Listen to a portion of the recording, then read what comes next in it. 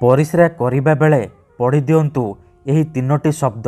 Guarantee ଦେଉଛି ପଡ଼ିଶା ଘର ସୁନ୍ଦରୀ ଭାଉଜ ମାତ୍ର 10 ମିନିଟ୍ରେ ତୁମ ପାଖକୁ ଆସିବା ପାଇଁ ବାଧ୍ୟ ହେବ। ଯାହା ଚାହିଁବେ ତାହା କରିବ।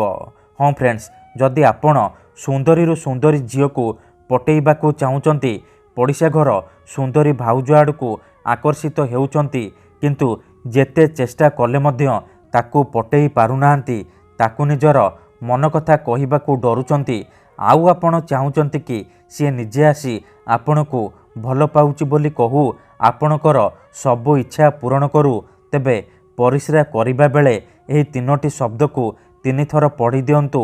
ଗ୍ୟାରେଣ୍ଟି ଦେଉଛି ସେ ଝିଅ ହେଉ ବା ବିବାହିତା ମହିଳା 10 ମିନିଟ୍ରେ ତୁମ ବଶରେ ହେଇଯିବ। ହାତ ଧରିକି ଘରକୁ ଡାକିବ, ଯାହା ଚାହିଁବେ ତାହା କରିବ। ହଁ ଫ୍ରେଣ୍ଡସ୍, ଠିକ୍ ଶୁଣିଲେ। ଆପଣ ସମସ୍ତଙ୍କର ଇଚ୍ଛା ଥିବ ନିଜ ପସନ୍ଦର ଝିଅକୁ ପଟେଇବା ପାଇଁ, ସୁନ୍ଦରୀ ବିବାହିତା ମହିଳାକୁ ପଟେଇବା ପାଇଁ, ତାଠାରୁ ମନ ମୁତାବକ କାମ ହାସଲ କରିବା ପାଇଁ। କିନ୍ତୁ ଇଏ ଏତେ ସହଜ ନୁହେଁ।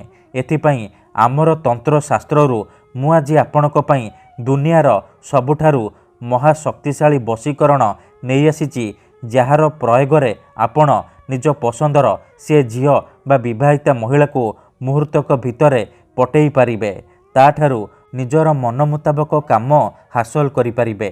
ଏହି ବଶୀକରଣ କରିବା ପାଇଁ ଆପଣଙ୍କୁ କୌଣସି ପ୍ରକାର ମନ୍ତ୍ରତନ୍ତ୍ର କରିବାକୁ ପଡ଼ିବନି କିମ୍ବା କିଛି ବି ପଇସା ଖର୍ଚ୍ଚ କରିବାକୁ ପଡ଼ିବନି।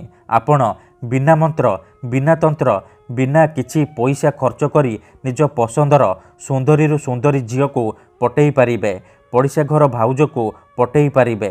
କେବଳ ଆପଣଙ୍କୁ ପରିସ୍ରା କରିବା ବେଳେ ଏହି ତିନୋଟି ଶବ୍ଦକୁ 3 ଥର ପଢ଼ିବାର ଅଛି। ତାପରେ ଦେଖିବେ ଚମତ୍କାର। ଯେମିତି ଆପଣ ଏପଟେ ଏହି ତିନୋଟି ଶବ୍ଦକୁ ପଢ଼ିବେ, ସେପଟେ ସେ ଝିଅ ବା ମହିଳା ବିଚଳିତ ହୋଇ ଉଠିବ।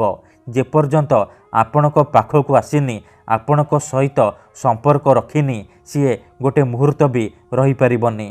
ନମସ୍କାର ଫ୍ରେଣ୍ଡସ୍, ଓଡ଼ିଆ ଫଣ୍ଡା ଚ୍ୟାନେଲକୁ ଆପଣମାନଙ୍କୁ ସ୍ୱାଗତ। ଆଜିର ଏହି ବଶୀକରଣ ଦୁନିଆର ସବୁଠାରୁ ଶକ୍ତିଶାଳୀ ବଶୀକରଣ। ଏହାର ପ୍ରୟୋଗ କେବେ ବି ଖାଲି ଯାଏନି। ତେଣୁ ମୋର ଆପଣମାନଙ୍କୁ ଅନୁରୋଧ କି ଏହାକୁ ଆପଣ ଭାବିଚିନ୍ତିକି ପ୍ରୟୋଗ କରିବେ। ମନରେ କୌଣସି ଖରାପ ଉଦ୍ଦେଶ୍ୟ କିମ୍ବା କୌଣସି ଖରାପ କାମ ପାଇଁ ଆପଣ ଏହି ବଶୀକରଣ ପ୍ରୟୋଗ କରିବେନି। କାହିଁକି ନା ଯଦି ଆପଣ ସତରେ ସେ ଝିଅକୁ ଭଲ ପାଉଛନ୍ତି, ତାକୁ ବିବାହ କରିବାକୁ ଚାହୁଁଛନ୍ତି, ତେବେ ଆପଣ ଏହି ବଶୀକରଣ ପ୍ରୟୋଗ କରିବେ। ଅନ୍ୟଥା ମନରେ କୌଣସି ଖରାପ ଉଦ୍ଦେଶ୍ୟ କିମ୍ବା କୌଣସି ଖରାପ କାମ ପାଇଁ ଆପଣ ଏହି ବଶୀକରଣକୁ ପ୍ରୟୋଗ କରିବେନି। ଠିକ୍ ଅଛି? କାହିଁକି ନା ପରିସ୍ରାର ଏହି ବଶୀକରଣର କୌଣସି ପ୍ରକାର କାଟ ନାହିଁ।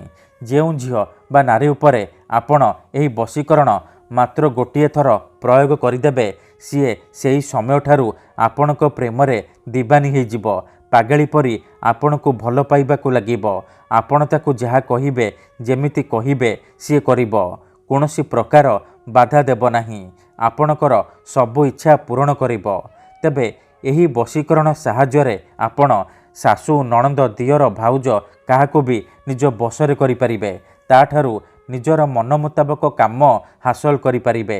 ପଡ଼ିଶା ଘର ସୁନ୍ଦରୀ ଭାଉଜକୁ ମଧ୍ୟ ନିଜ ବଶରେ କରି ତାଠାରୁ ନିଜର ମନ ମୁତାବକ କାମ ହାସଲ କରିପାରିବେ। ଠିକ୍ ଅଛି? ତେବେ ଏହି ବଶୀକରଣ କରିବା ସବୁଠାରୁ ସହଜ। ଏହାକୁ ଆପଣ କିପରି କରିବେ, କେମିତି କରିବେ, ଏହାର ପ୍ରୟୋଗ ବିଧି କ'ଣ, ମୁଁ ଆପଣଙ୍କୁ ଶିଖେଇବି। ପରିସ୍ରା କରିବା ବେଳେ ଆପଣ କିପରି 3ଟି ଶବ୍ଦକୁ ପଢ଼ିବେ, ମୁଁ ଆପଣଙ୍କୁ ଶିଖେଇବି। ସମ୍ପୂର୍ଣ୍ଣ ପ୍ରୟୋଗ ବିଧି ଠିକ୍ ଭାବରେ ଶିଖେଇବି। ଜାଣିବା ପାଇଁ ଭିଡ଼ିଓଟିକୁ ମୂଳରୁ ଶେଷ ପର୍ଯ୍ୟନ୍ତ ପୁରା ଧ୍ୟାନ ସହିତ ଦେଖିବେ। ବିଧିଟି ଜାଣିବା ପୂର୍ବରୁ ଆଉ ଗୋଟିଏ କଥା ମନେ ରଖନ୍ତୁ। ମନ୍ତ୍ର, ତନ୍ତ୍ର, ଯନ୍ତ୍ର, ବଶୀକରଣ ଇଏ ଏମିତି ସେମିତି କାମ କରେନି।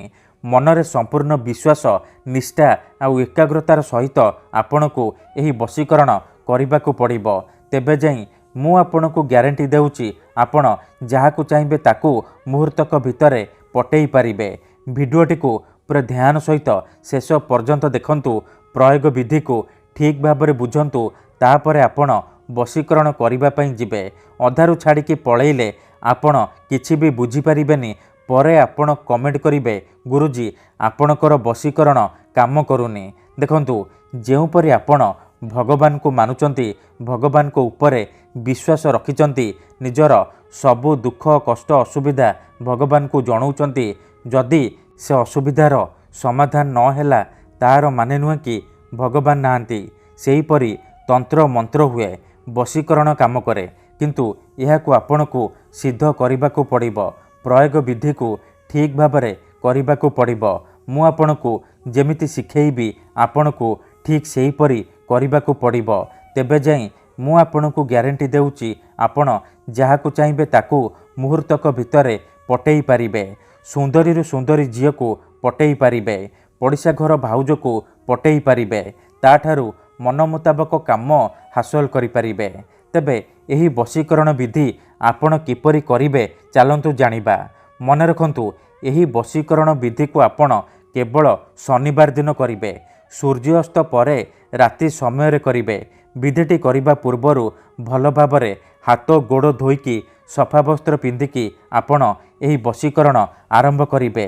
प्रथमे आपण कोन करिबे खंडे सादा कागज आनिबे आउ कला रंगर कलम आनिबे तापरे कागजरे सेई झियो बा महिलार नाम लिखिबे जहाकू आपण निज बसरे करने चाहूँगी। आउ ता तले आपण तीनोटी शब्द लिखिबे त्रिंग त्रिंग त्रिंग यही तीनोटी शब्द को लिखिबे त्रिंग त्रिंग त्रिंग लिखि सारिबा परे से कागज को नेकी घर बाहर कौनसी एक सुनसान जगह को जिबे जेउठारे आपण को केही देखिबेनी किंबा डाकिबेनी। तापरे से कागज को तले माटी उपरे रखिबे आउ आखि बंद करिकी सेई झियो बा महिला को मने मने भाबिबे तार मुह को निज मनरे भाबिबे। भाबी सारिबा परे आपण से कागज उपरे परिस्रा करिबे। परिस्रा करिबा बेले आपण त्रिंग त्रिंग त्रिंग त्रिंग त्रिंग त्रिंग त्रिंग त्रिंग त्रिंग एहीपरि एही तीनोटी शब्द को एहीपरि 3 थर पढ़ीदेवे। तापरे 5 थर सेई झियो बा महिलार नाम कहिबे जहाकू आपण निज बसरे करने को चाहूँगी। एतिकी करिसारिबा परे आपण चुपचाप घर को फेरी आसिबे पछकू बुलिकी चाहिबेनी। ग्यारंटी देउची 10 मिनिट्रे प्रभाव पड़िबा आरंभ होइजिबो। से झियो हेउ बा विवाहिता महिला आपणक आड़कू आकर्षित हेबाकू लागिबो। धन्यवाद।